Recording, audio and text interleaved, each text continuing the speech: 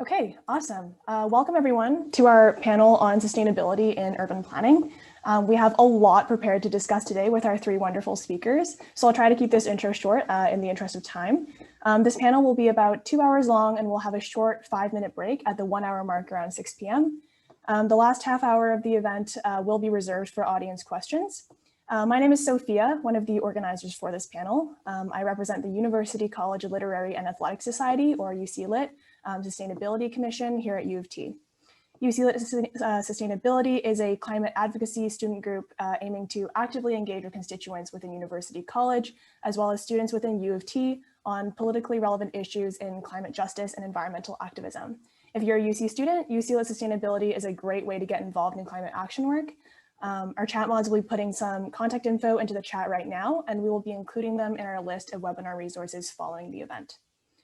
For audience members, please keep your microphones muted for the duration of the event to minimize any disruptions, and please use the chat to ask any questions you may have for our speakers.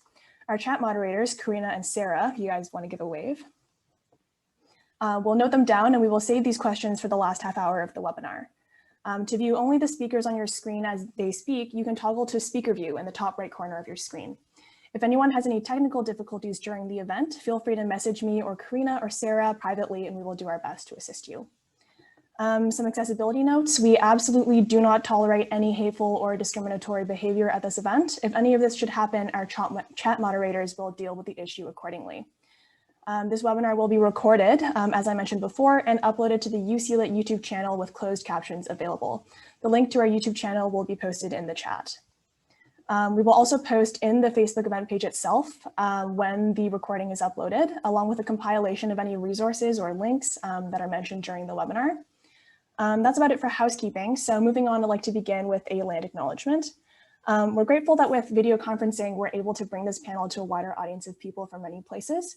Our groups are based in a city called Toronto, and many viewers may have ties to this place, so I'm going to talk about it for this land acknowledgement. This place we call Toronto has been a site of human activity for over 15,000 years.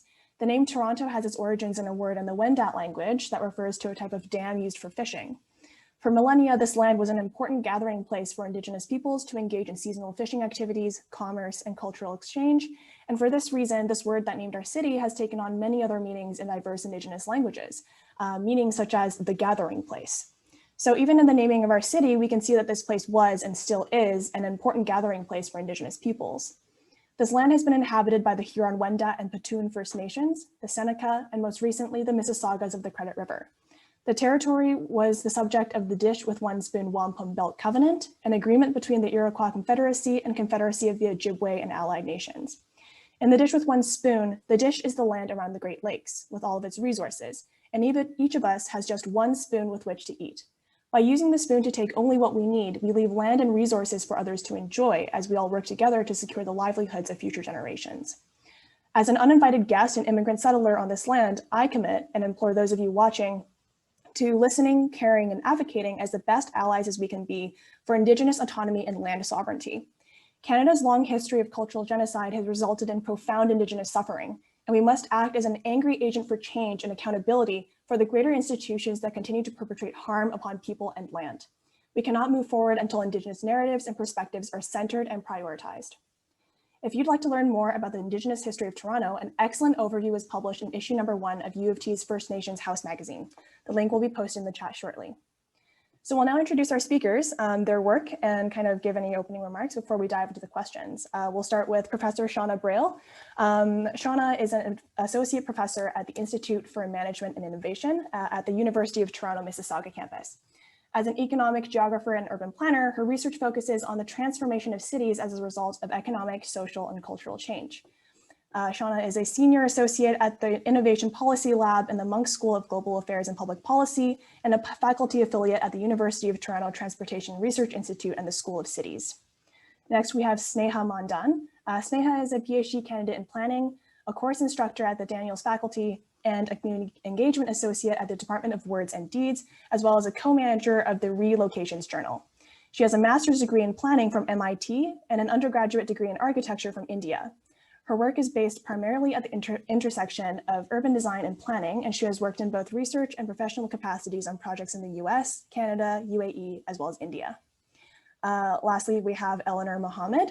She is the co-chair of the UN Habitat Professionals Forum and the Deputy Chief Administrative Officer for the City of Beaumont in Alberta. With the recent completion of her final term, Eleanor has the distinguished honor of being the longest serving president of the Canadian Institute of Planners. Eleanor also holds a Master of Arts with distinction in Town and Country Planning from the University of the West of England in Bristol, UK, and has an Honours Bachelor of Arts from the University of Toronto with a specialization in environmental management. Last but not least, I will let our wonderful facilitator, Willow, introduce herself. Hi, everyone. My name is Willow. I'm a third-year student here at U of T, doing a double specialist in human geography and urban studies. I'm also the sustainability deputy this year on the UCLit. And I'm just so glad that everyone could show up tonight, and I'm really excited for the evening ahead of us.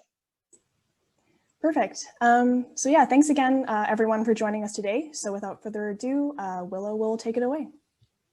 Okay, thank you, Sophia. So Eleanor, if you could start us off by defining what is urban planning? This is a hot question. I'm just going to say this, and I thought, okay, I'll do it the right way. I went to the Canadian Institute of Planners website and I pulled the definition. And I'll tell you in a minute why it's a hot one. So they say that planning addresses the use of land, resources, facilities, and services in ways that secure the physical, economic, and social efficiency, health, and well-being of urban and rural communities. And the reason why I say it's a hot question is because the Canadian Institute of Planners, along with the Ontario Professional Planners Institutes and the other provincial territorial institutes and associations across this country, for the last 10 years have been trying to land on a common definition of planning, and we still have not done it.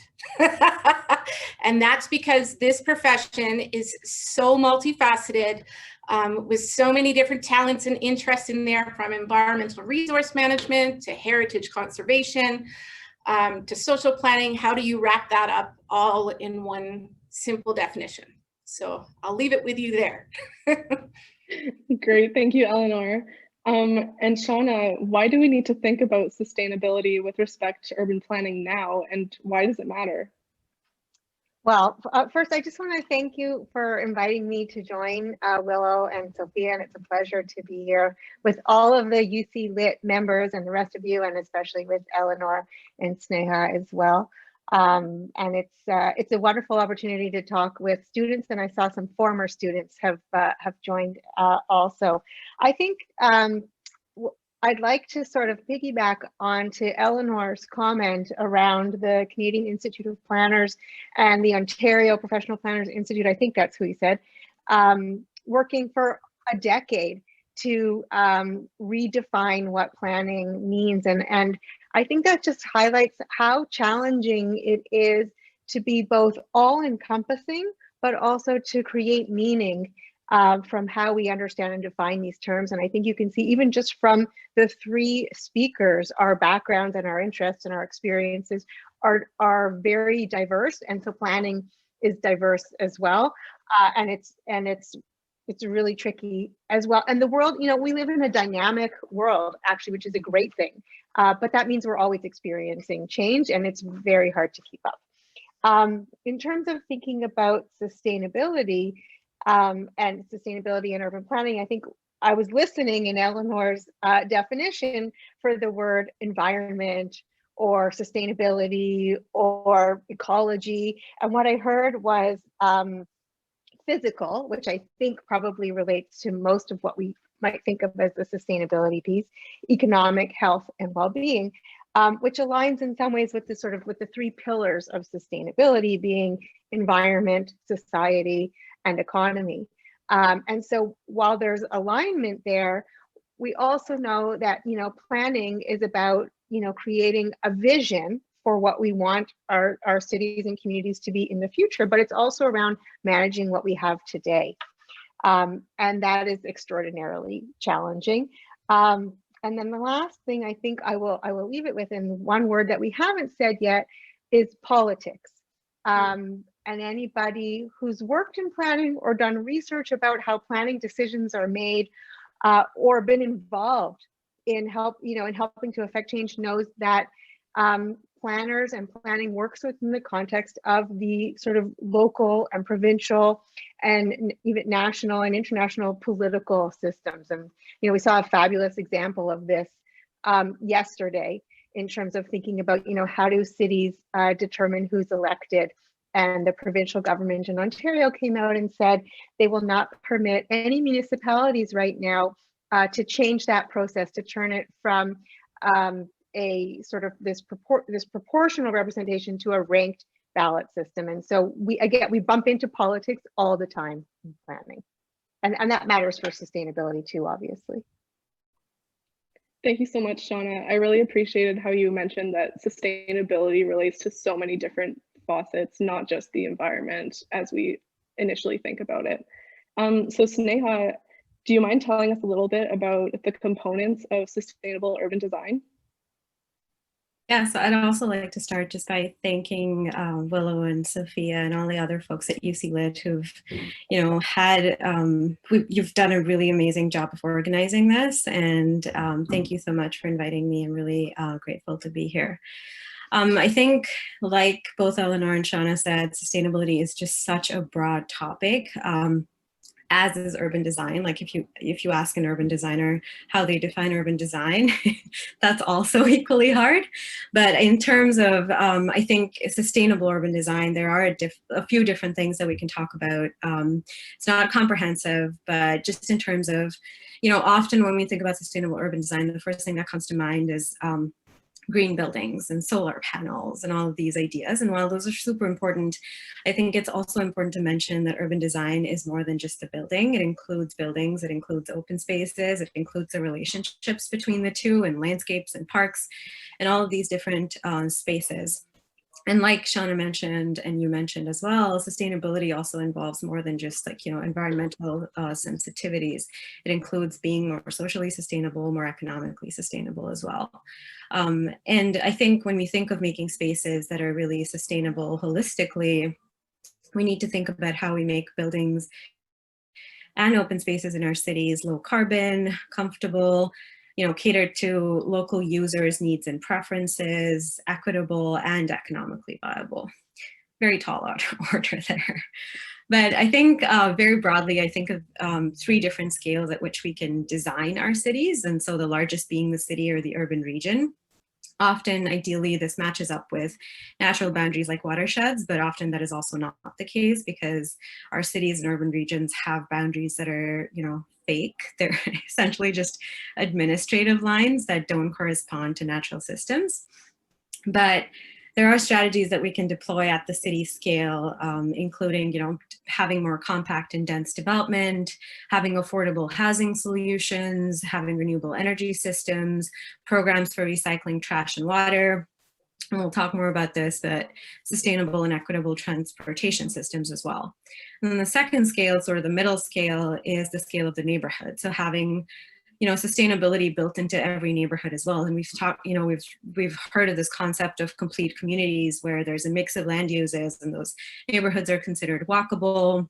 There's a multitude of housing types so that we can accommodate different members of our urban communities. And it also includes things like, greening and elements of universal access so that we're accommodating, elderly folks who are differently abled. And then the third side is the third scale is the scale of the building and the site, where we can think about passive solar strategies, solar panels, reflective glazing, all of those elements. But I do think that these three scales, while the strategies might differ, they need to really come together if we need to be able to scale up the impact in terms of sustainability. Definitely, those are some amazing points. And since the topic of urban sustainability has become more and more widespread, we also hear about the concept of urban resilience. And I was wondering, what's the difference between urban sustainability and urban resilience, and how do these two concepts connect? So this is a hard one, right? Like we've used the word sustainability and the word resilience have both become popular buzzwords in planning and design vocabulary. And it's really hard to sort of untangle them and be able to understand them as separate concepts. But the way that I think about them is that they're separate, but they're very deeply interconnected, right? So at the core of both of these concepts, they come from ecology and they've become popularized in the face of climate change. And in terms of definitions, broadly, sustainability refers to mitigation, where we use strategies to sort of reduce the amount of carbon that we're emitting into the atmosphere, and thus sort of, slowing down the rate of climate change. Resilience, on the other hand, refers to adaptation. So where we're assuming that the climate is changing, we're accepting that, and we're figuring out how we can adapt our urban regions to those changes. And we're talking, this panel is about sustainability, but like just to give a brief overview of where resilience comes from. So resilience is a term that was coined by ecologists, and it sort of refers to the ability of certain natural systems to bounce back, adapt, and recover in the face of various stresses. And in the case of urban resilience, this translates to thinking about both adaptation and response to chronic stresses, which includes sea level rise and more consistent chronic stresses, and acute shocks such as hurricanes and earthquakes. And we've taken the definition from ecology and sort of expanded it to include social resilience and economic resilience as well, just like sustainability. And this sort of refers to the persistence and adaptation of our cities and our urban and rural regions in the face of threats such as economic failures and terrorist attacks as well. And when we borrowed the sort of definition of ecology from ecology, we also adapted it a little bit. So ecology sort of talks about how systems can bounce back after a disaster. And a lot of urban scholars have advocated for us to think about how we bounce back better. So I bring this up specifically because we are in a global pandemic, we're in a moment of crisis, and there's a lot of sort of deep-seated inequities that have really become stark during this pandemic. And so right now, a lot of cities are being called upon to think about how we sort of build our cities so that we address these deep systemic inequities and bounce back to a better sort of system than what we had pre-pandemic. So, bouncing back better instead of just bouncing back. So that was a brief sort of conceptual discussion. In terms of actual strategies as well, there's a lot of overlap. So when we think about systems of water, systems of forests, there's a lot of sort of strategic overlap as well that happens. So for example, if we take the example of water management, managing floodwaters, recycling of wastewater, water conservation are extremely important for both mitigating and adapting to climate change. Similarly for urban forests, planting trees within cities help sequester carbon. They also help absorb floodwaters. And the last thing I'll say is, even socially, when we think about risks, it's important to think about the overlaps between sustainability and resilience as well, because it's, unsustainable practices that often put our most vulnerable communities, those are, those who are marginalized, those who belong to lower socioeconomic classes, that are forced to locate their settlements on precarious geographies such as steep slopes. And this makes them more vulnerable to harm in the face of natural disasters. And what also happens is that these communities don't have the access to economic resources to rebuild their homes after disasters as well. So there's a lot of overlaps, but I'll leave it at that. Thank you so much for that, Sneha. I really appreciate the point where you actually tied it to our current pandemic. I think sustainability is on the front of everyone's mind right now, so this is definitely a very relevant topic. So now we'll move forward. Our first theme of the night is planning our cities on multiple scales.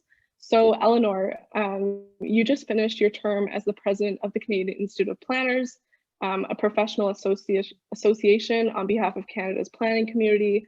From your experience in that position, as well as other local ones, what can you say about the role of sustainability plays in and among different geographic scales? I really appreciated Sneha's commentary then on cities and city scale and the three different scales and relationships. So I will say at the city scale, because she had so many great points, I'll take it back to the political realm, where the smaller the city, I'll put it this way, the easier it is to actually see sustainability on the ground and have things done in a time frame where you can actually see the difference. You get to larger cities, in the Canadian context, like Toronto, things move a little slower. So I won't add too much there, but speaking from a national perspective from the Canadian Institute of Planners and how that organization works, it deals with developing policies for practicing planners across the country.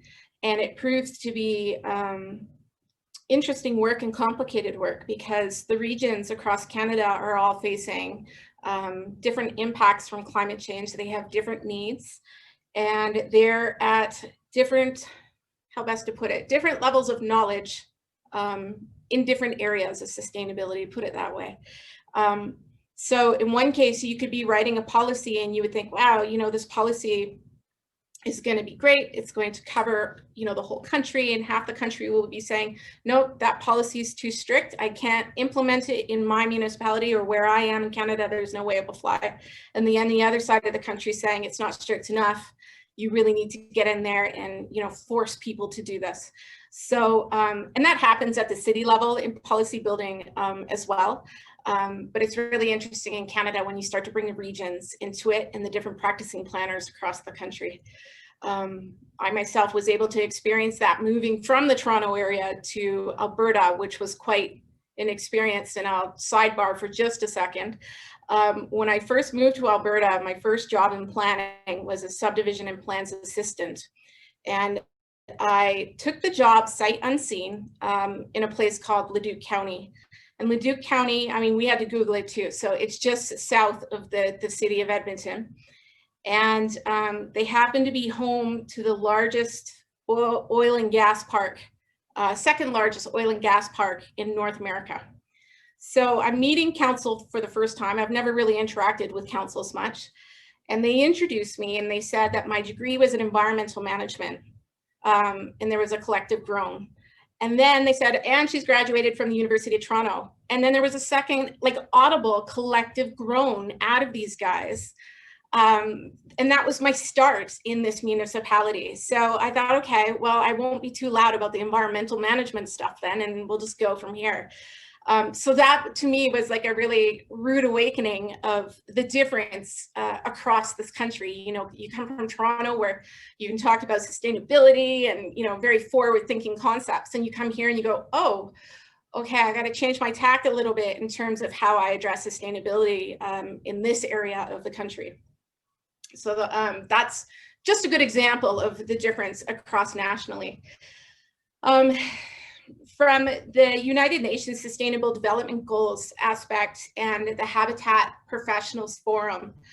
The Habitat Professionals Forum works with many of the different professions involved with cities and urban environments. So you're working with engineers and you're working with architects, and internationally it gets really interesting about who does planning and what that looks like even too.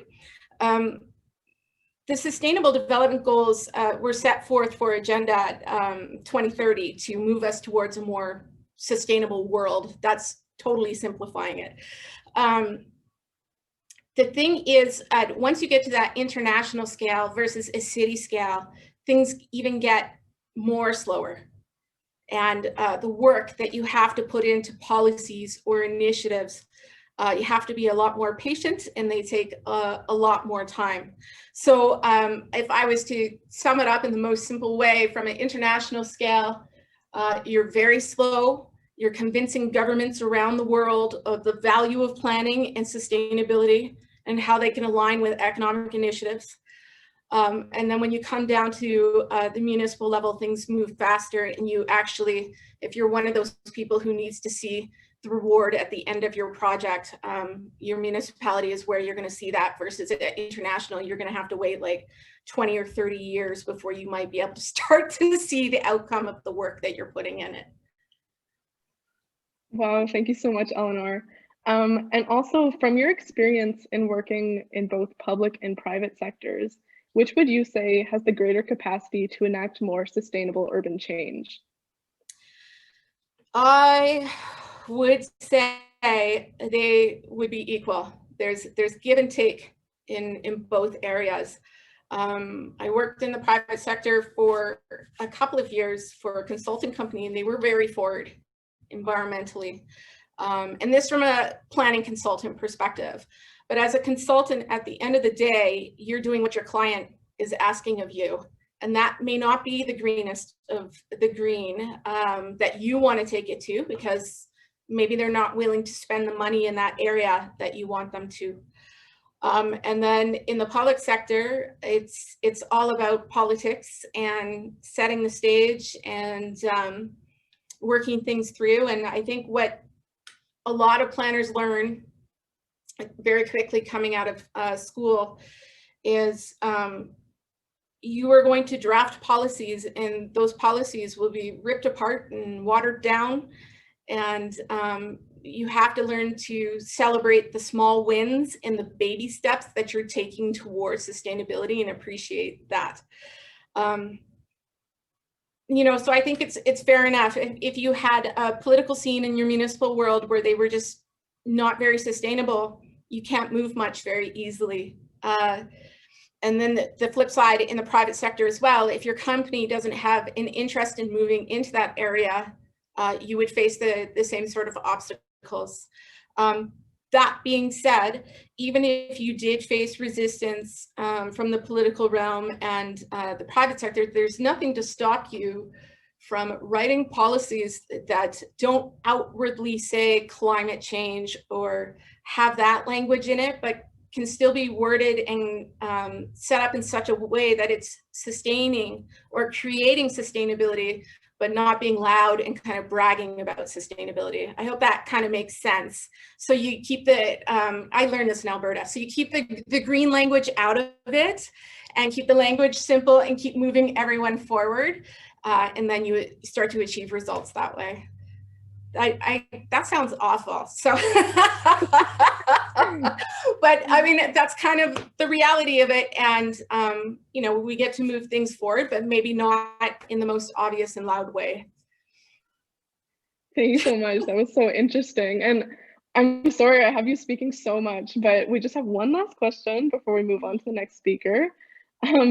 Are there any initiatives that surprised you in being relevant on contrasting scales, or any initiatives that were so steeped in local context you'd be surprised if they work anywhere else? Well, I find the question really interesting because it doesn't matter what your initiative is.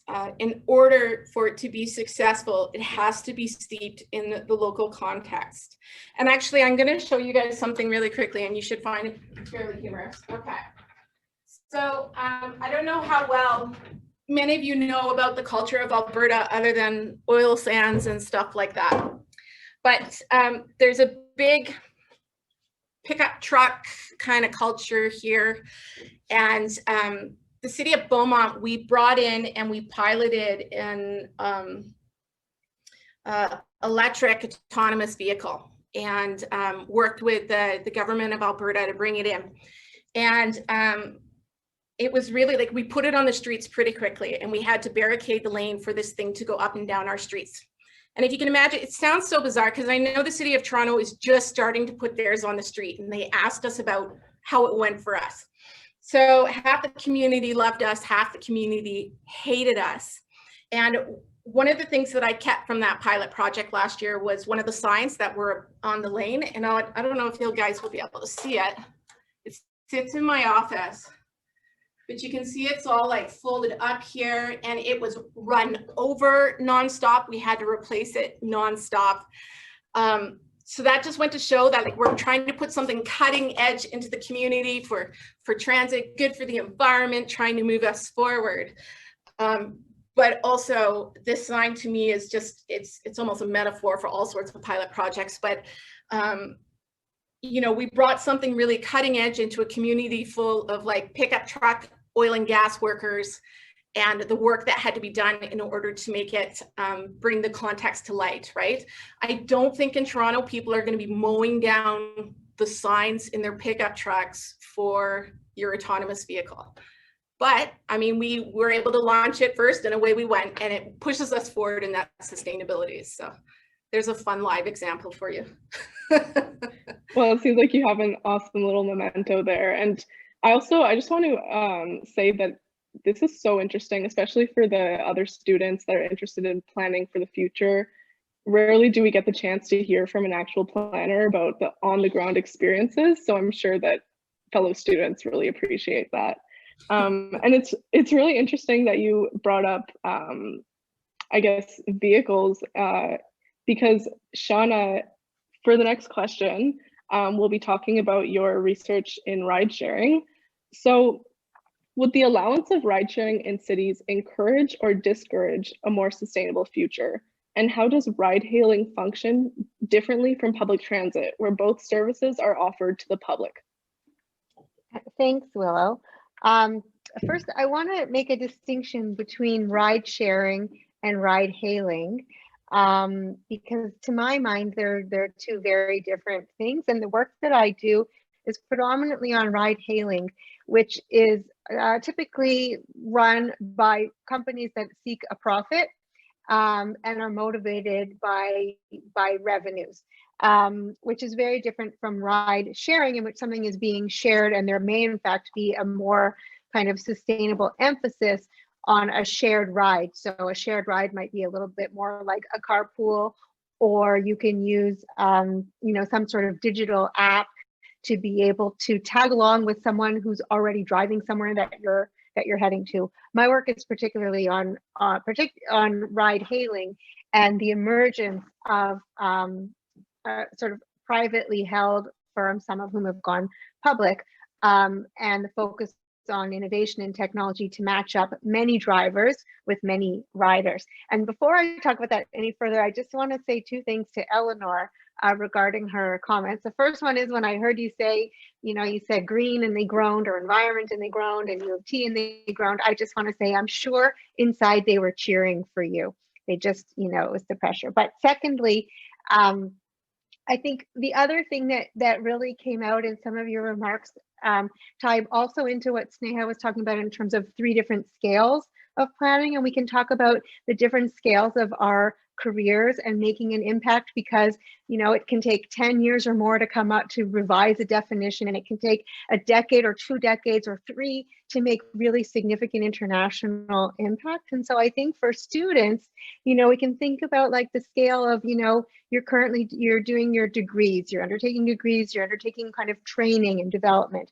And then you might move from, one job to the next, or one position to the next, where you make some impact. But you really see the scale of that impact at a career level.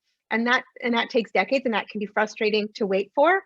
And you want to get started, and you have all these amazing ideas, and there's just an enormous amount of learning that goes on, even once you're well established in a career, from position to position, or even just from, project to project or initiative to initiative. And as I moved through my career, while I think I used to be a little bit more impatient, I really appreciate the opportunity to take skills from a previous project or initiative or activity and figure out how those apply, but also how to learn and adapt sort of new skills. So thinking about the day-to-day, but then the vision for the longer term goal.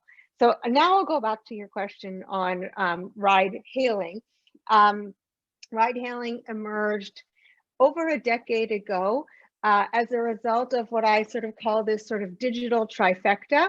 The adoption by the bulk of the population, by more than 50% of the population, of smartphones, your iPhone or your Android phone, or whatever phone you have, that isn't just a phone where you make calls. In fact, most of you probably use those phones for many purposes other than making calls. And until recently, I had almost stopped using my phone for calls. But now, since I'm home and it's the pandemic, I've been using it as my work phone a lot. So one is the smartphone. 2 is cloud computing, which allows information to very easily be transferred over the sort of, over the cloud, so that you don't have to have it based on the hard drive of your computer, but it can be shared very broadly. And then the third is the development of GPS, global positioning systems, and also GIS mapping systems into phones that people carry around with them in their pocket or their purse or their knapsack or whatever, that means that actually you can track where people are, and you can use AI or artificial intelligence to route activities that actually work with where they are or where they're going. So ride hailing emerged as a kind of an entrepreneurial innovation in about 2009, when both Lyft and another company called Sidecar began to realize they could use this digital trifecta to match unprofessional drivers with riders. And this wasn't necessarily new. I had interviewed several years ago the head of municipal licensing and standards at the City of Toronto, who said, we've actually always had people waiting at the airport or at the grocery store offering rides to others. But what's new about it is the scale at which it's sort of taken place and grown, and the way in which you're able to have a kind of the middle person, the ride hailing firms, the Ubers and the Lyfts, and there's no longer Sidecar, but the Olas and the Grabs, etc., that are working strictly as a matcher of these activities. And so ride hailing sort of came about. There was a demand for it because it was convenient. In some cases, it was less expensive. It wasn't less expensive because it cost any less to offer the service. It was less expensive because it's subsidized by venture capitalists. So just like your bus ticket on public transit is subsidized by typically a local government and a partnership with other levels of government, when you ride, even today in a ride-hailing vehicle, your ride is being subsidized by venture capitalists, most likely located somewhere in Silicon Valley. And so there was this tremendous growth. There was tremendous upheaval and concern amongst Canadian regulators. And one of the things I really love about the example of ride hailing, first of all, I didn't intend to study something quite so controversial. It just sort of happened. And at first I was taken aback, but now actually I love it. It's so interesting. And it's really, to me, it's not, it is good or it is bad. It is really nuanced. But one of the interesting things about ride hailing and the typical idea that we have of governments being very slow to act and react is that in the case of ride hailing, governments at the local level, in fact, were actually quite fast to react. So ride hailing first came to Canadian cities in 2012. In 2014, when local governments tried to shut it down, many, including the City of Toronto, were told, you're not allowed. Your current regulations don't actually contemplate this kind of activity. You need to develop new regulations. And by 2016, Edmonton and Calgary were actually first to develop regulations for ride hailing, Toronto shortly after. But as of last December, January, 26 of Canada's 30 largest municipalities have all managed to regulate ride hailing activities.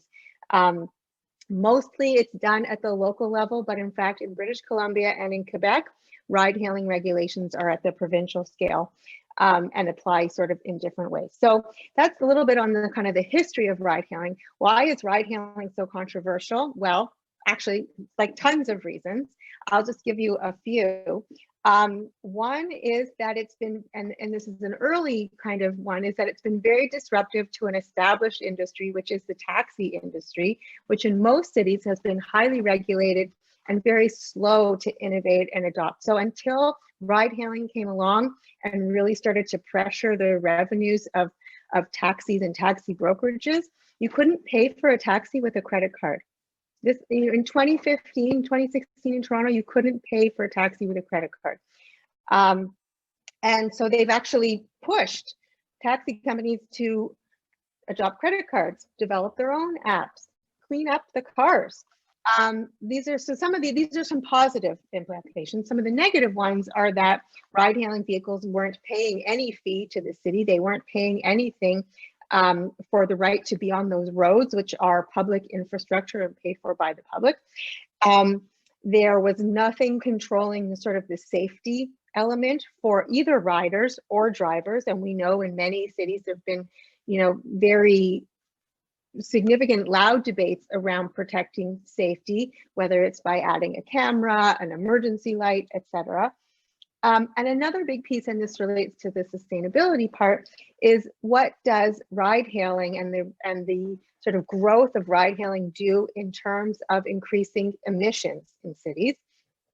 And that comes from two things. One, it comes from the absolute number of vehicles, and two, it comes from the vehicle miles traveled.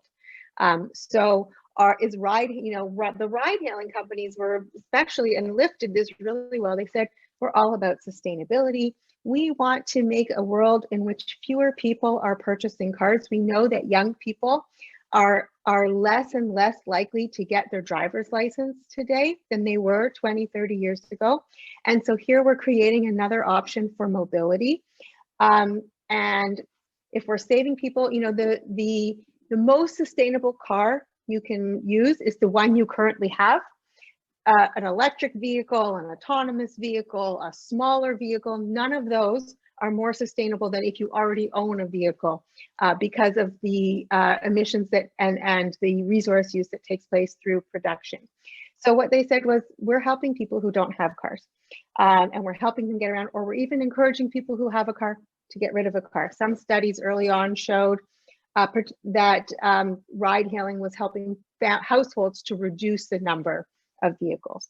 The other thing about ride hailing was it allowed pooling, right? So until the pandemic, and it wasn't a big portion of the ridership, but there are two ways really that ride hailing could be more sustainable. One of those is if all rides were pooled rides. I know this wasn't the case. Very few rides are pooled rides. Not every market has pooled rides. Sometimes pooled rides are removed for passenger safety issues, like in China after a number of sexual harassment and assault incidents, but also during the pandemic. Guess what? There's no more pooling of ride hailing. So this is a real challenge. I think I've spoken for a while, but I just want to add one more piece on the ride hailing bit, which is why I'm still excited by the technology, is that one, it offers and enhances mobility for people, and mobility is essential to life. It's essential to accessing economic opportunity, social opportunity, food, etc. And there are people for whom ride hailing has opened up a world that wasn't there otherwise, either because there was a lack of public transit or because it simply was inaccessible to them. And the second piece on that is that ride hailing as a technology is really, really important in innovation and in thinking about how do we take the technology from ride hailing and apply it in other circumstances, perhaps more sustainable circumstances. And so the example I really like here is on-demand bus routing, which happens to be much more manageable for smaller municipalities where there is lower density development and it doesn't make sense to run a sort of route specific buses and services. And it's also been really valuable during the pandemic, which I'll talk about a little bit later, when ridership has dropped off. So the city of Belleville has an on-demand bus service that used to only run at night. And it actually increased accessibility, increased mobility, and decreased vehicle miles traveled on the bus system overall. So there are some opportunities, there are some huge challenges, and I didn't touch on the labor piece at all. Thank you so much, Shauna. And just one last question. So how, in your opinion, can cities actively encourage the use of public transit and active transportation, such as walking and cycling? So this is a great question, and it's where we bring the knowledge and the expertise of planners to bear, because there is a sort of a well-known refrain that says the best transportation plan is a great land use plan, and vice versa. And I can't remember who mentioned the sort of concept of the 15-minute city and the complete community, but thinking about whether there are opportunities to create sort of opportunities for people to live and work and consume and go to the park and see friends all in a more condensed area actually encourages active transportation, right? If you don't need to travel quite as far, and if the city has built sort of appropriate protected spaces that make it safe for pedestrians and cyclists or even scooter riders. And they invest in the sort of public transit infrastructure that makes sense for that context, whether that's a bus, whether it's a shuttle bus, whether it's a subway system, all of the, and having it be both sort of well serviced, but also well connected to where people are, absolutely leads to some of that encouragement. We can also, penalize people for driving, right? Through congestion charges, through other kinds of fees. I think it's a balance. You can't just do one and not, you really have, you want to incent people, you want them to appreciate the opportunity. And you also, the beautiful thing about creating opportunities for strong active transportation and excellent public transit is that you also bring life to a city or to a place, and that matters too. Thank you so much, Shauna. And we just have one last question before we take a 5-minute break. And this one is for Sneha. So Sneha, can you talk a little bit more about your work comparing Western to Middle Eastern planning ideals and what we can learn from non-Western planning practices? Yes. I mean, I think, what's super important in this question is this idea of comparison and translation, right? So since sustainability has become popularized, there's been so many definitions, like I think Eleanor mentioned, just like there's so much debate about how do we define sustainability and what it really means. But I think in terms of the actual strategies that we use as planners, a lot of the, at least for environmental sustainability, a lot of the strategies have been driven by North American and European sort of examples. And one example of that sort of is this LEED certification program, right? So LEED, which stands for Leadership in Energy and Environmental Design. It's a green building certification program that was developed by the US Green Building Council. And since its development, it's sort of been exported all over the world, and a lot of countries have adapted it. And it's really popular for developers to want their buildings or their developments or their sites to be, gold LEED, platinum LEED, silver LEED. And a lot of these, the LEED certification system has these particular metrics according to which they almost give points to buildings and thus give those certifications. And a lot of those metrics are really based on North American and in some cases European metrics and conceptions of sustainability. It doesn't always translate to different political structures, to different cultures, to different climates. And since LEED sort of became popular, a lot of other countries have also adapted and created their own building standards, but LEED still remains extremely popular as sort of this global program. And I can give you sort of an example. So a few years ago, I was working on a project, a research project in Abu Dhabi that sort of aimed to make the development a little bit more environmentally sustainable. And when we started the project, we had all of these very technical understandings of what strategies would reduce carbon emissions. But once we sort of got there and started talking to local scholars and understanding the local culture, we really learned that a lot of these strategies that we sort of, knew from our North American cases didn't really even fit the context. We started, with this idea of density, which is a classic way of having more sustainable development. Densify, densify, densify. So what we learned when we got there was over 50% of Abu Dhabi's landscape is taken over by single family housing, which in the region is called villas. And the villas are occupied primarily by the local Emirati Muslim families, right? And when we went to sort of propose this idea of densification, what we heard back was that culturally it was impossible to do that because Emirati families really value their privacy, and spaces are extremely gendered in their homes. And so the idea of sharing a space or putting a whole bunch of people in one sort of dense development was just not an option culturally. Another thing we proposed was let's recycle wastewater and use it for landscaping purposes, for both private lawns and for parks. Once we started talking to people, they're like, oh no, we can't do that because according to their culture and their religious beliefs, recycled wastewater is considered impure. So any landscaping that comes in contact with humans, so whether it be agriculture or lawns or recreational sort of green spaces, you can't use recycled wastewater. So really our biggest learning from that project was that we can't tackle environmental sustainability everywhere in the same way. And we've talked about this before as well, right? So context really deeply matters. And I think even if we sort of put context aside, I think even within a context, if we only talk about environment and we don't consider the social and cultural aspects of development, we're not going to be able to really come up with solutions that are practically, implementable on the ground. Definitely. And I think that's such an important point. The fact that cultural context and social context can really determine how effective planning can be. And I have a little bit of a big question before we take our break. Do you think that traditional Western planning ideals are inherently unsustainable? So I'm not going to answer that.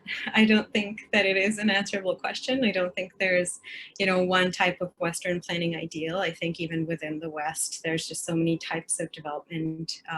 Like even within Toronto, I've only lived here 2 years, and every single time I visit a new neighborhood, I'm like, oh, this development is so different. So I don't know if we can categorize Western planning into one, category, but I do think that there are, I think in scholarship, there's a lot that we can learn from cities in the global South. I think there's a lot of sustainable practices that just come out of having access to less resources. We see that consumption rates for water and energy are often much higher in Western regions. So there's a lot that we can learn. But yeah, there's no like yes or no answer for this question. So I'm going to just leave it at that. Definitely. Thank you, Sneha. And now I'll just take a quick 5-minute break. So we'll reconvene around 6:03. Okay, now we will start back up again. So we're going to start on the topic of equitable urban planning and social sustainability.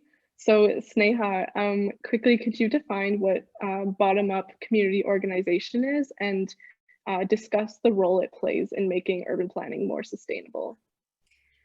Sure. So this is not a definition. I did not do the homework as well as Eleanor did. So this is my own definition, but I think broadly bottom-up community organization sort of refers to when community members come together either to demand or to create change, in policy and the design of their built environment. And, there's a multitude of ways in which communities can organize and affect change in terms of planning.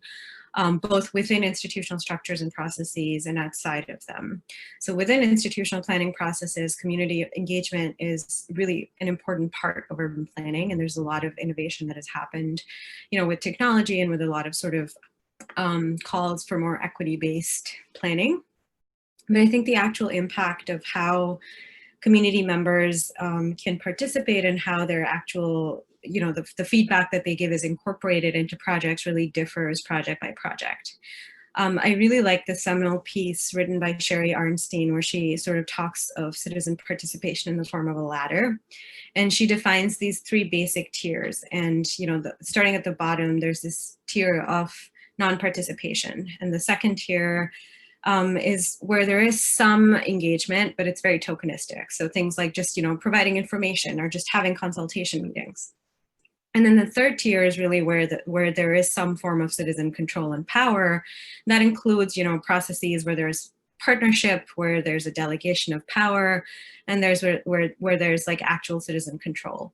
And I think when we think about bottom-up community organization, when community members actually come together to demand change, they sort of fall under that top tier, where there is power and there is control to make change happen. Outside of institutional processes, bottom-up community organization can include also processes of advocacy and activism. And, the last couple of years, we've seen a lot of people come together against to sort of protest against climate change. And that really also is a part of how communities affect change.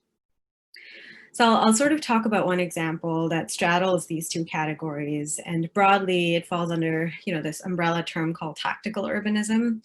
It's also called DIY urbanism, guerrilla urbanism. It's got all these terms, and there's some nuance to how they're defined. But I think essentially it just means when, communities come together and they're like, let's just make change happen ourselves. So one of the examples, and Willow was involved in a project that we sort of worked on together, was a parking day project. So parking day is this movement which started in 2005 when 3 designers sort of got together in San Francisco and were like, why is so much of our city given over to cars? And so what they did was they fed a parking meter, found a parking space, rolled out some turf, put on some benches, and for a few hours, they just converted a curbside parking spot into a park or a parklet.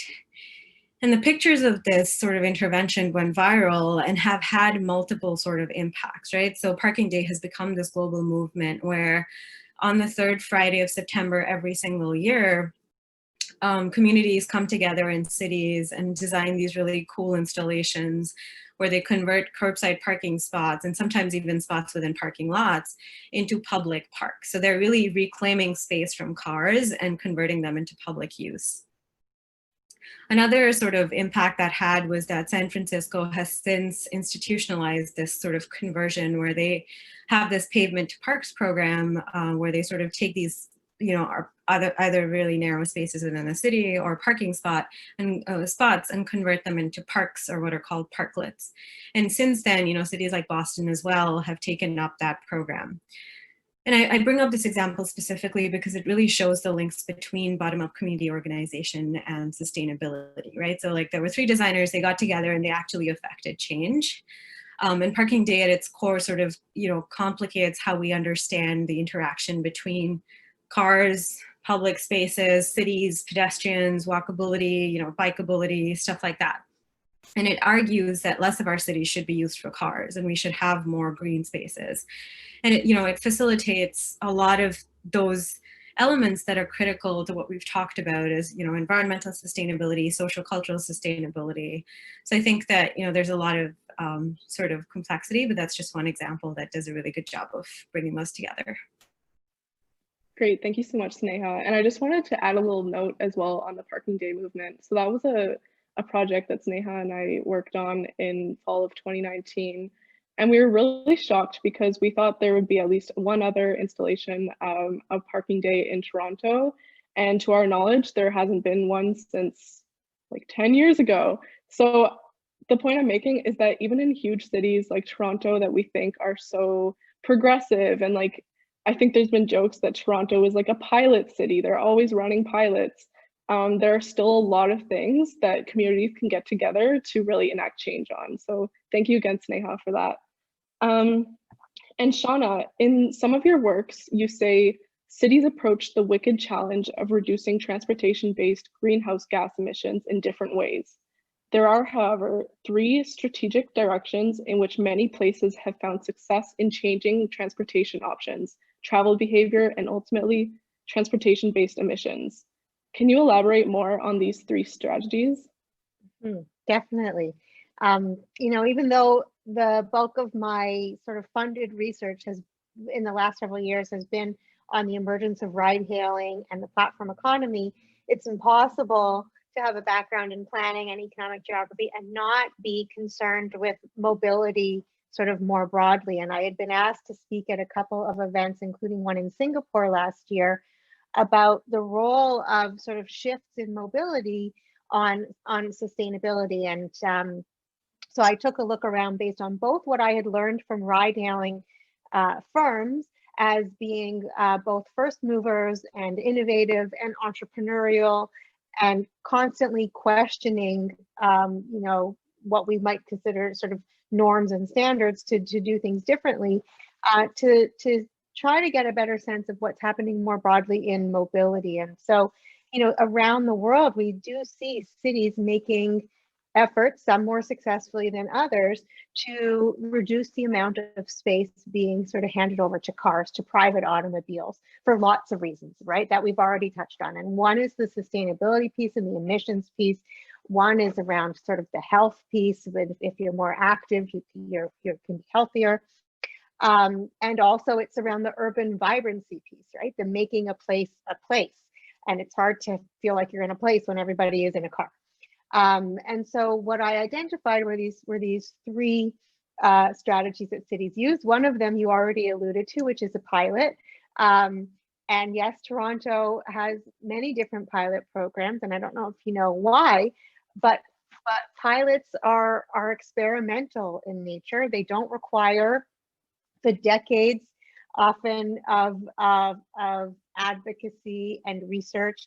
They can be implemented a little bit more quickly. Instead of implementing them on a citywide scale, they can be implemented on a neighborhood scale, for instance. And then when you and they're also really useful for managing sort of fear of change and demonstrating what's possible. And so one of the pilot programs in Toronto that we saw really succeed was the King Street pilot, where most cars, private automobiles, were removed from King Street. It is and was the busiest surface transit route in the city, carrying, I forget, the tens of thousands of people a day, far more than were traveling on King Street in cars. It was controversial because people in private automobiles feel they have the right to wherever the roads are. It also happens that roads in most cities comprise about 30% of our public space, of all of the land area. In Singapore, it happens to be much smaller, it's 12%. But we need to think about, 30% of our city, is there a better way to use it than just handing it over to cars? So one of these options is by looking at pilot projects like bus right-of-ways, where we can move far greater numbers of people far more sustainably and also more quickly. And then, so a part of the King Street pilot was around the bus rapid transit. Another part of it was around activating the sidewalks and energizing those sidewalks in different ways with different kinds of pilot initiatives and even contests, right? Public art contests, what kind of new seating can we come up with? How can we identify creative ways to really activate these spaces?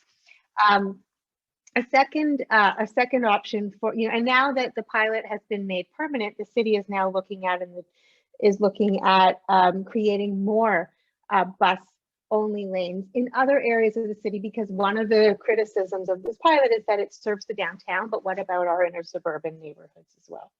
The second one is the second sort of strategy, and this is more a strategy I think that's taken by private sector firms, but not always, and that's to look for workarounds, right? So if there's a rule, a policy, something that says you can't do that here, right? And yet you have something you want to try out. So autonomous vehicles is a really good example of where workarounds have been identified. An example that I've given before has to do with looking for private roads in Brooklyn to test out autonomous vehicles when they weren't allowed on public roads. We saw a similar initiative in Toronto where one of the scooter companies wanted to test out their scooters. They found that there were private roadways and paths in the Distillery District, which many people ridiculed them for, because of course riding a scooter on a cobblestone street may not be all that comfortable.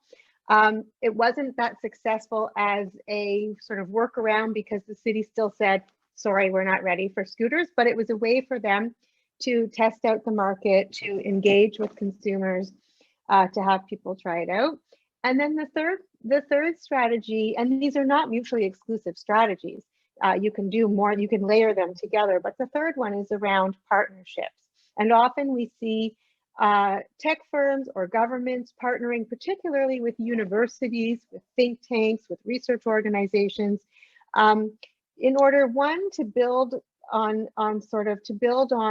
existing initiatives, to do some of the research, to get access to some of the emerging talent and ideas, whether it's around artificial intelligence, whether it's connecting to students who are studying to be who are doing travel behavior studies.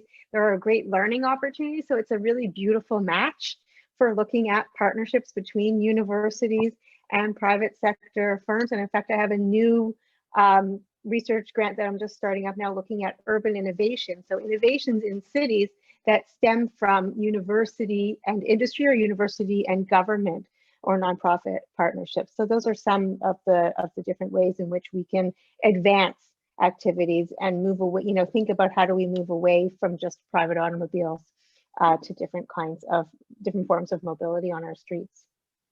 Great, thank you so much. And to what extent will each strategy have an impact on greenhouse gas emissions? And in your opinion, Which strategy is the easiest to adopt by cities? So I basically have the same answer as Sneha had last time when you said, the sustainability question in planning. There is no one size fits all approach. It's very much place dependent and it's time dependent too. And so you have to work within the context that you have. In Singapore, for instance, there is a sort of embedded and accepted system in which there is a lottery if you want to have just the right to purchase and drive a private automobile. You have to pay, and the amount that you have to pay depends on how many people apply. It can be something like $80,000 just for the right, for the license to buy a car, which then might cost another $80,000 because of all of the import fees. This works in Singapore. It's culturally specific and it's also historically particular. They also happen to have amazing investment in public transit infrastructure there, and also are working on developing these complete communities. And so it works as a package. Clearly moving people out of private automobiles altogether is most likely the best approach, but you're hitting your head against a brick wall if you don't have the tools in which to do that. In that case, you need to think through other strategies. So Vancouver, for instance, in the city of Vancouver have worked on trying to ensure that 50% of trips are on sustainable modes of transportation. They actually exceeded their goals. They did this not by penalizing private automobile drivers necessarily through fees and congestion charges and lotteries, but rather through really terrific investment in infrastructure and cycling infrastructure, pedestrian infrastructure, and also new investment in public transit. Thank you so much, Shauna.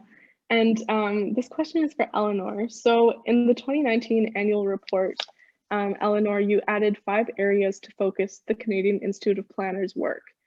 Those 5 areas were housing, gender and equity, healthy communities, climate change, and Indigenous planning and reconciliation. Are there any actionables attached to this focus?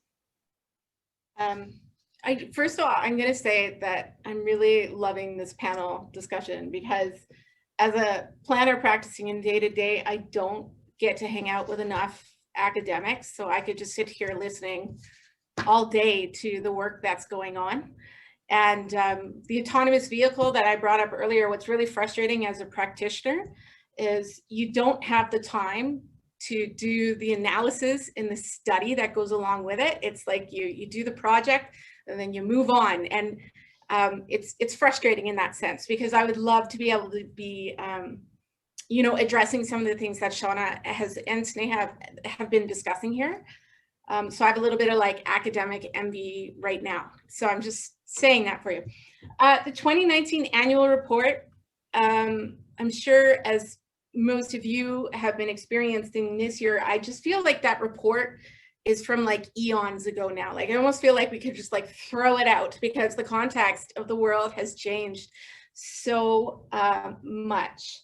So what that real focus of CIP has been on this year, and we had started the work before, is really the equity, diversity, and inclusion piece. And I'm happy that we started it before this year began because we were much better equipped than a lot of organizations when this conversation really hit the world stage.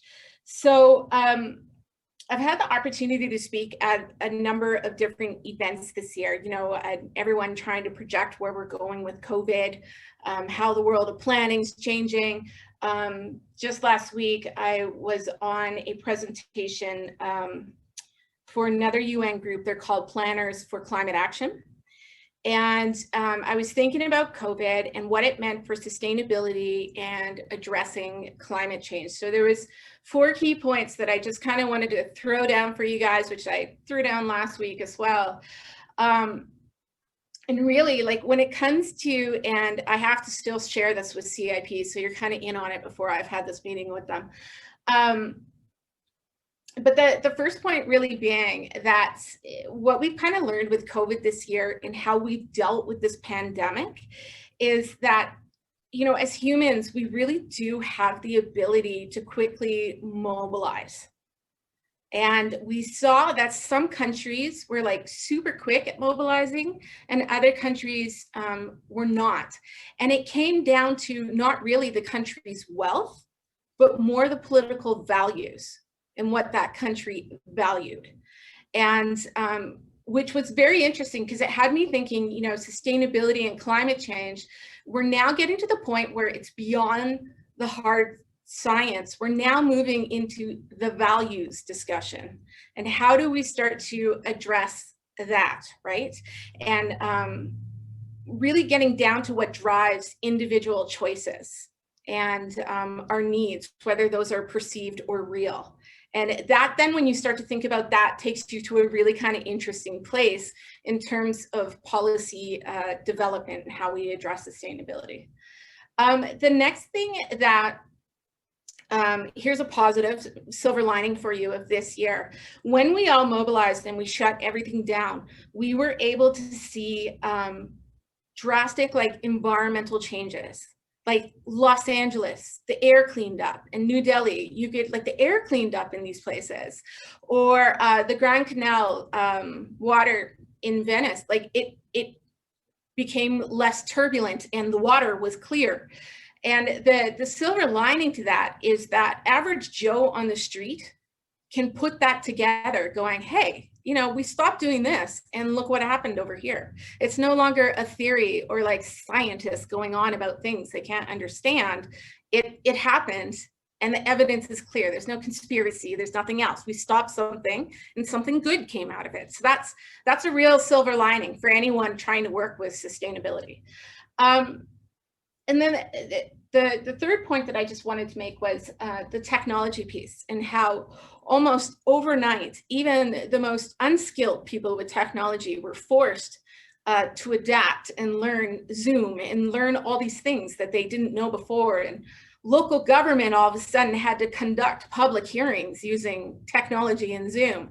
And it's a major change in terms of like accessibility. And but there were two sides to that as well, where instantly overnight, we all switched over to Zoom, but those without internet access in the world just got completely cut off. So how do we reach out and involve those folks? And then the fourth, and I would argue the most impactful and important thing that's happened with COVID this year was the human race just slowed down just enough to take notice about how horrific that Black people are treated in the United States and Canada. And then the conversation started to grow, and it was not just Black people, it was Indigenous people and other people of color, and you know, how we're living day to day, and that you know, racism is real. Lots of us knew it was real beforehand, but all of a sudden, all of society, you know, came to this realization, and we're horrified watching someone get murdered right before their very eyes. And because we slowed down enough, we paid attention, and we said, yeah, hey, this really is disgusting, and we need to do something about this. And people had time on their hands to do stuff about this. So marching on the streets, social movements, and it's just given us an opportunity to reflect on our profession. And anybody who's in planning this year and practicing, you can't help but think about how we formulate policies and how the systems are all set up from a colonial perspective. And Sneha, like the opportunity or examples that Sneha provided earlier were a perfect example of someone, you know, you get taught in a Western system, and then you go over to another part of the world, and you know, okay, well, you know, I got some brilliant ideas here of, you know, how we can, you know, make this place more sustainable. But then when you start to learn about the culture and the history, you start to realize that, oh, hey, you know, those ideas came from one set of the world, and these folks over here have a whole different set of ideas that could be really useful, not just here. One only has to look to a map of the world to see Britain centralized in that map. And what happens when we think about the map being centered on other countries in the world, and how that shifts our perspective totally. From a sustainability and a climate change perspective, the conversation starts to change when you think about equity, diversity, and inclusion. And Sneha also touched on this earlier. Like, if we look at the impacts of climate change that are being felt, fire, flooding, extreme weather, often it's happening in areas, the flooding, for example, in low areas where historically poor communities were there and happened to be Black, Indigenous, or people of color that were marginalized to those areas. And some of those areas, you can't even get home insurance. So when extreme weather comes from climate change and these communities get annihilated, well, there again, they're further marginalized because of the situation that climate change creates and the policies that we've created from a more colonial structural perspective. So as practitioners, it's been really important to have the conversations about conscious and unconscious bias and racism and what that looks like. And it applies across the board at every level of government. And it applies to the practice and the extent. I mean, we don't know totally yet. And we're still kind of going down that road and figuring it out. So when I say that the 2019 annual report and all those goals we set up with CIP last year, they were all great. And, they're going to keep moving along. But the whole equity, diversity, and inclusion conversation changes everything. And, any organization and practitioner should be looking back at everything that they've done, every policy that they've created, and look at it through a different lens. And if you should have done it differently, and including obviously Black, Indigenous, people of color, if it should have been done differently, then fix it and update it. But that's not going to happen overnight. But we, like I said earlier, baby steps. We start chipping away at it. Eventually, in the end, we'll get the system to where we all need it to be. Thank you, you. Can you tell I'm passionate about that one? Yes, we can all feel the passion. Thank you so much. That is such an important conversation to have, and we're so appreciative that you mentioned that. So now we'll just move on to our last couple of questions. So Shauna, in the context of COVID-19, how has mobility been affected? A little bit of a hard act to follow from Eleanor's very passionate plea for change. I have been mildly obsessed with the impacts of COVID on mobility and on cities more generally, and I'm going to put a couple of links into the chat when I'm finished with a couple of different projects I've been working on. I've been saying that actually we're faced with 4 crises, right? The first is a public health crisis. The second coming on from that is an urban crisis. The third is an equity crisis. And the fourth is a climate crisis. And it's the layering of these crises together and the fact that we can no longer turn away from any one of them. And we need to address all 4 of them, at least in our cities and in our larger communities, in order to be able to affect change. In terms of mobility in particular, there's some excellent data that's been made available as a result of the pandemic. This data wasn't made available before. One of the things the pandemic has shone a light on is a lack of publicly available data in places. But Apple Mobility, Google Analytics, Move It, and also Waze have been providing these regular sort of pandemic updates on mobility. And when you look at how the pandemic has sort of moved around the world, and you type in different cities into these websites, you can see that when in places that have pretty much locked down, you see mobility, all mobility, driving, walking, transit, just goes off a cliff, right? It just takes a dive. But what you also see is that on recovery, driving in private automobiles is going back first and fastest. Active transportation is actually doing well. It's strong because of the fear of public transit, because of people's need to get out. And so there's a moment here. We've seen a number of cities actually expedite plans for both cycling lanes and pedestrian zones. What's really very scary is that we public transit has been far slower to recover. It's not because people, passengers, riders are at high risk of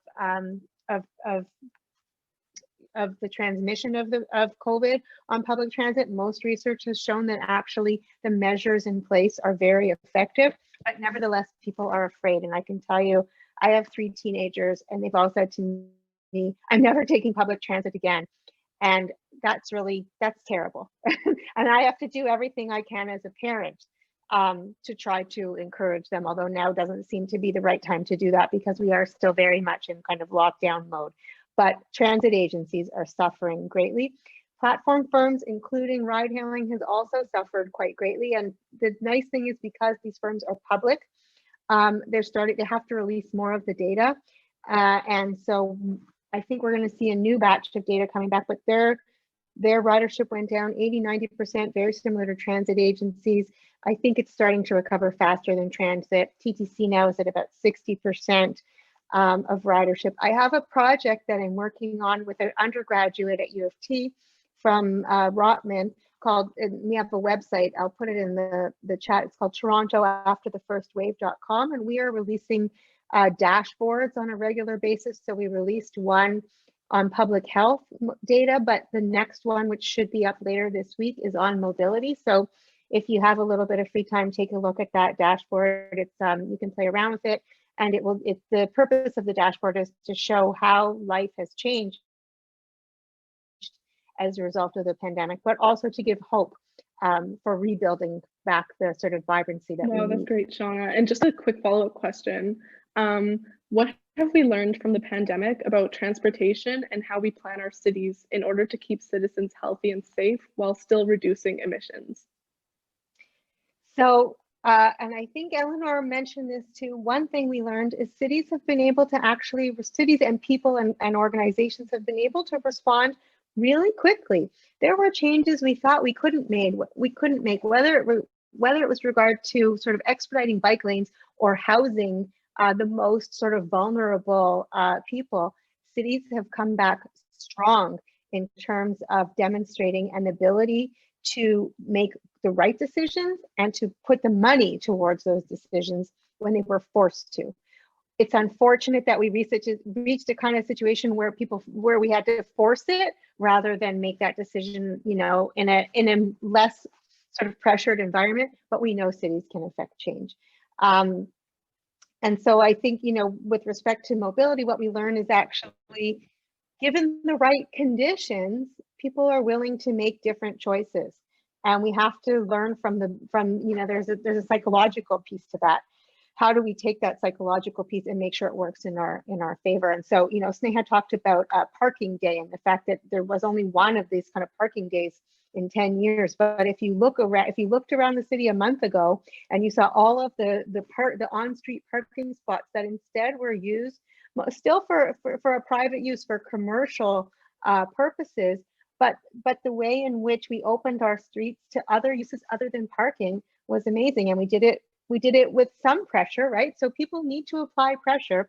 Back in March, when there was pressure for Toronto to open their streets up to people, the city was very resistant. And I noted, I think it's Calgary actually did it much sooner and New York did it much sooner, but Toronto eventually came on board and there was pressure. And so we need that kind of activist pressure.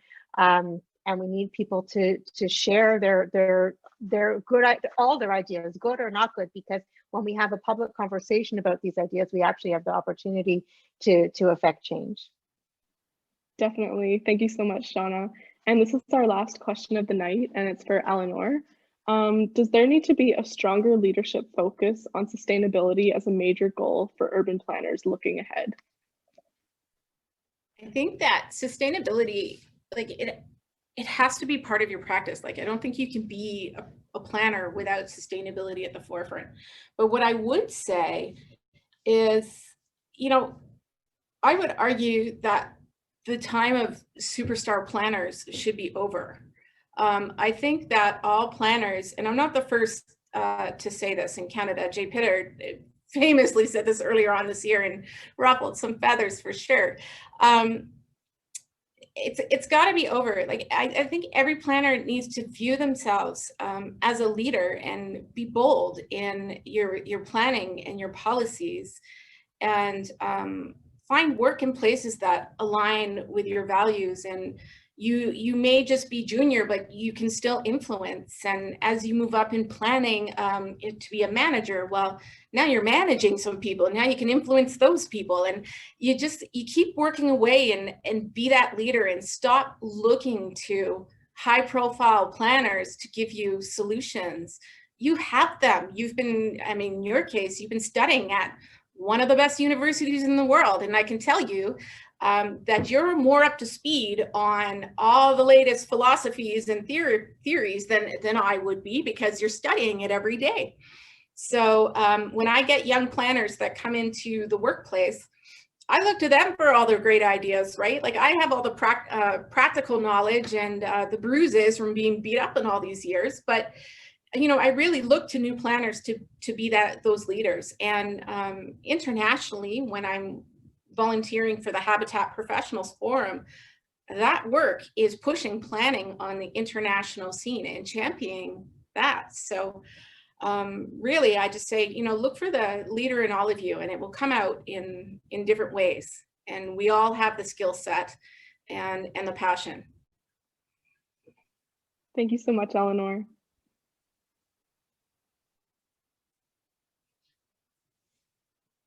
And now I'll let Sophia do a quick outro before we get into some audience questions.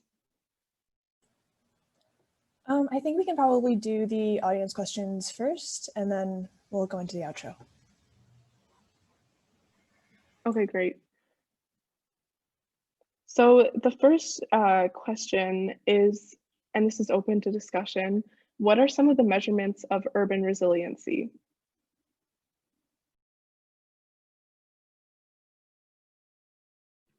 I can sort of start to attempt an answer. I don't think there's, I feel like we've said this so many times, but I don't think there's like one set of measurements. I think the risks and the threats that every place faces is different. Like, right, nobody thought that we'd be stuck in a global pandemic, but even the pandemic's effects have been very different globally. And, like, different cities have gotten hit at different times and in different ways. And so it really depends on first understanding what the risks are and how do we sort of start to solve those. I think climate change is, something that impacts basically every place in the world, but how it impacts different places really differs. Toronto has very different issues as compared to Boston, as compared to Chicago. And so I think we have to start with that, start with understanding what the risks of a particular place are. And also, I think one thing in resilience is that, there's always going to be uncertainty. I think that resilience is like a planning attempt at gaining some form of control over a future that we have no idea what it's going to look like. So I think also just, having flexibility and contingency in a lot of ways, I would say, affects resilience. But also, one of the things that has happened because of the pandemic is we've really got to understand the inequities that exist, right? And so resilience in terms of metrics right now could include equity-based parameters such as, who were the first responders that responded to the pandemic and how were their needs being served, and what can we do to sort of improve their, economic, social sort of conditions. The folks in Toronto who were living in tower developments and had to cluster in, elevators and staircases to be able to even access the ground floor, how can we sort of make living conditions and density work for those folks in a condition like a pandemic? So this is, again, just an example, but I do think that metrics depend on risks, and we need to sort of start locally from the context and build up. That's great, Sneha, thank you. And this next question is directed, I guess, to the whole panel. In what ways and to what extent do the panelists think that politics gets in the way of advancing sustainability and equity initiatives within urban planning?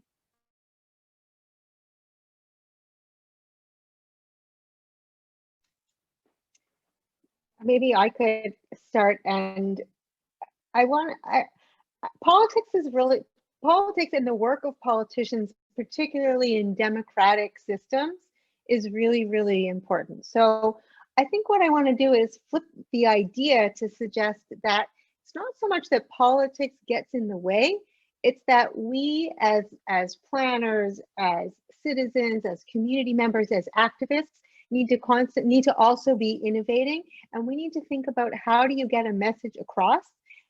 You're not going to win every sort of dispute and debate and initiatives, and sometimes there are lots of other reasons why, you know, even if the evidence demonstrates that something is the right direction when you're prioritizing A, it's not the right direction when you're prioritizing B, whatever that might be.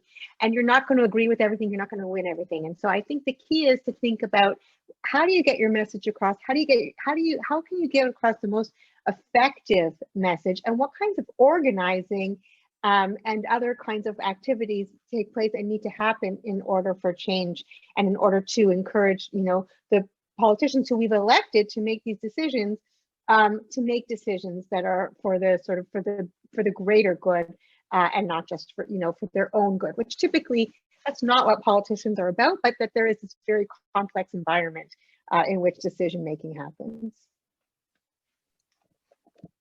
I think that if we strip it down to its most basic bones of practitioner, so planner, versus the politician, you know, the politician is supposed to, and I say supposed to, capture the voice of the community, that the public will say, versus the practitioner who's working with policy and academic knowledge, and you're trying to capture the public good. And the public good and the public will are not the same thing. So the best decisions really get made when a practitioner's recommendations and the politicians, what they're hearing out there as the public will, come together. And then, you know, policies are created and built that way. That's at its very basic bones, without the messiness and the realities of the world and the push-pull of politics. I would argue that it doesn't necessarily get in the way. I think maybe another way to think about it is, it may not be operating on the timeline you want it to.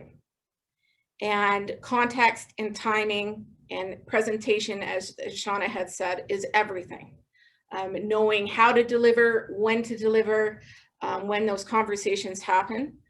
As I said earlier, as a practitioner, it's really important, regardless of the scale that you practice at, that you celebrate the baby steps. Because yes, sometimes you will get the win and you'll get something passed exactly how you want it to, but odds are it's going to look more different than you wanted it to begin with. So you have to take those baby steps and celebrate those wins, if that all makes sense. Yes, definitely. And Sneha, do you have anything to add to those points? No, I think those were extremely well said. Okay, awesome. So this next question is actually for you, Sneha. Do you have any thoughts on how we can build back better in terms of climate justice and equity in planning decisions following the pandemic?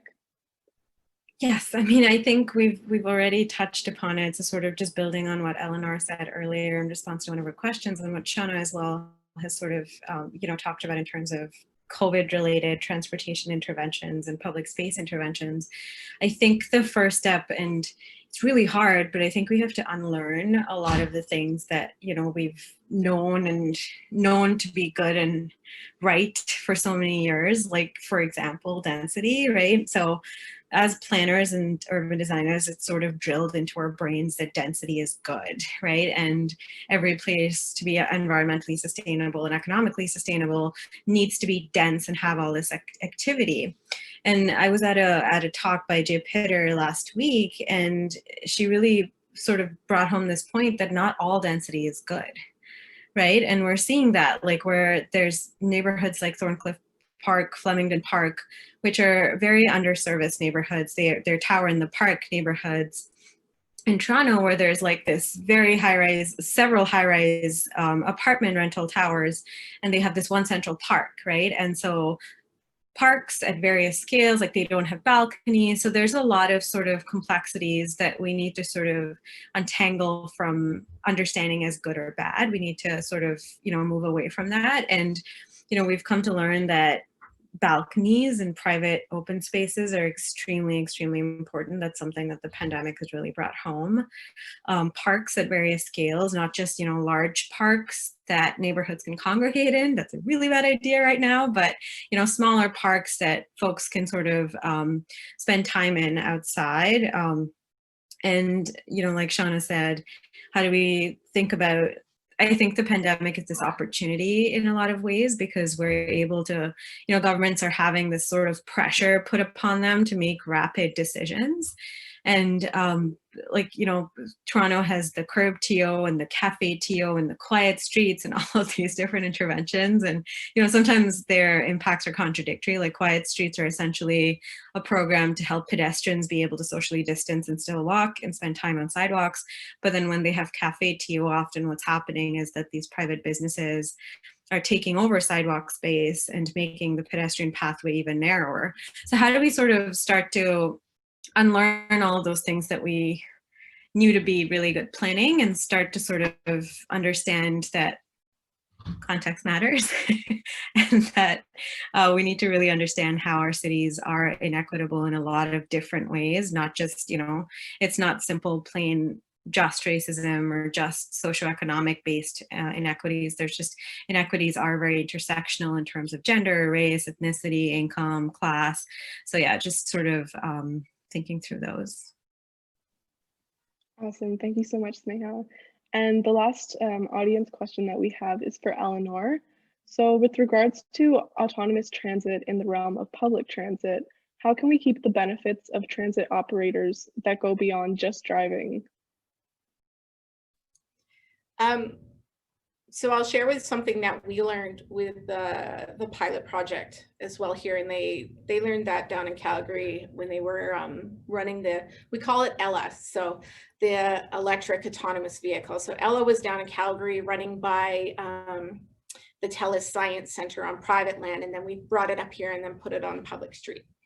So for us, one thing we discovered is, at least I can speak to now, I can't speak to the future, but right now the public is just starting to see and learn what autonomous is, and you have to have a person in the vehicle, because the public will press all sorts of buttons and try and I don't know, explore different things that to the detriment of the vehicle. So you almost need a person on there to police it. The other thing was, when we were testing out the autonomous shuttle, was because it was still kind of calibrating itself, sometimes like if the wind was blowing and there was grass in the wind and it picked up the grass and it didn't know what it was, it would slam on the brakes. So we needed like someone in there, one, to warn people to hold on just in case it slammed on the brakes, but then also in terms of like collecting the data. So when it did slam on the brakes, that's the conditions were put in there and it was explained, why that happened. So initially, I think you need people on there, and it actually makes the riders feel better that there's someone on there that can hit a stop button. So I don't know where that progresses to. Maybe in the future there's security guards on there instead. I don't know how this how this one's going to unfold in the long run. Maybe you guys will figure that out with the Toronto pilot study, or I don't know. Maybe. And everything is so new, so I guess it'll be the incoming students that find out. And a quick follow-up. In your opinion, what is the justification from a sustainability perspective for automating public transit? So actually, Shauna brought it up earlier. The next thing that we've been looking at here in Beaumont is piloting. And by the way, like the reason why municipalities do piloting is because we're nervous about launching full-blown, costly, expensive programs. So if we pilot something, it's like a softer approach to try and get like community buy-in before we come asking for the big bucks to launch the big thing. So from a sustainability perspective, what we want to do with the autonomous vehicle next is make it transit on demand. So last mile. So the way that our community is set up, we have like a regional bus commuter between ourselves and Edmonton. So then the autonomous shuttle would pick them up and move to transit on demand, which prevents, like Shauna was saying earlier, especially in the suburbs with our spaghetti roads, to stop transit being inefficient and traveling on spaghetti roads. So that's where a sustainability piece comes in. The other is, and transit's kind of all over the place in Canada in terms of what they're using for fuel. In this case, it's a smaller electric shuttle. Doesn't really help us in Alberta because we're still burning coal. But in places where you can get like green energy and solar, it's a more sustainable form of transportation. Thank you so much, Eleanor, and thank you so much to Shauna and Sneha as well. I wonder if I could just interrupt for one quick definitely. second to follow up on what Eleanor said, because she actually touched on all of the pieces that sort of experts anticipate for the future of mobility, which is one, that it's electric, it's not burning fossil fuels. Two, that it's autonomous, which opens up new opportunities in terms of technology. Also, theoretically or hypothetically, significantly improves the safety. And the third is that they're shared. So they're either run as sort of forms of public transit or pooled rides or whatever it is. So this sort of shared electric autonomous is essentially what people consider to be the future of mobility. Thank you so much, Shauna. Great. And Sophia, do you want to, yeah, thank you all so much for this amazing discussion, and to the audience members for attending our webinar. The discussion was great, and it definitely didn't feel like 2 hours. I personally enjoyed this quite a lot and learned so much. Coming from kind of like the perspective of mostly a science student, I'm in ecology. It's always amazing to hear from people who are more involved in kind of how our daily lives and where we live are shaped. So I want to give one last big thank you to Shauna, Sneha, and Eleanor for joining us tonight and sharing your expertise. I really enjoyed listening to this, as I said, and I hoped audience members have as well. In case audience members have missed something or want to rewatch the webinar, it was recorded, and a video with closed captions will be up on our YouTube channel soon. We will also compile all of the resources and like links and stuff that we put in the chat during the discussion into a document that will be shared on our social media platforms.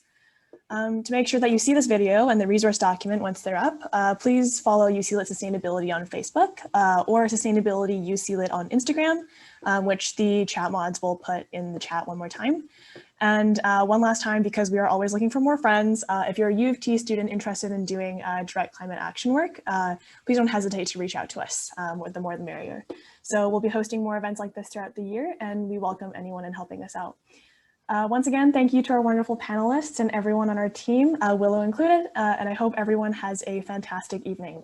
Thank you so much. Thanks, Sophia and Willow. Yes, Have a thank good night, you. everyone. Take care.